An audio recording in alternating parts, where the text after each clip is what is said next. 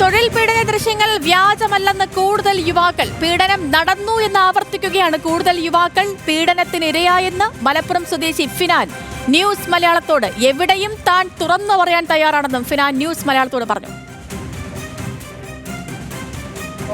ആ വൈറലായ വീഡിയോ തന്നെ ഞാനുണ്ട്.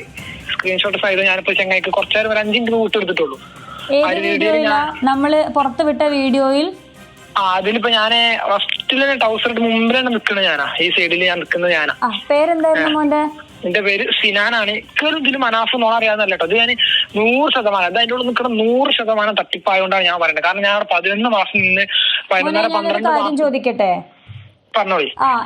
ഈ പട്ടിയെ പോലെ നടത്തിച്ചവനും അതേപോലെ പട്ടിയെ ആ ബെൽറ്റ് പിടിച്ചവനും പറഞ്ഞത് അത് വെറും തമാശക്ക് ചെയ്തതാണ്, വീഡിയോ വ്യാജമാണെന്നാണ്. അത് ഒരിക്കലും തമാശക്കല്ല. അത് ഞാൻ പറഞ്ഞുതരാം.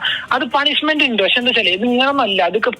അത് 100% റാഗിങ്. അവര് നമ്മളവിടെ പറഞ്ഞു വന്ന് കൊണ്ടുവന്നതും. ഈ വീഡിയോ സത്യമല്ലേ?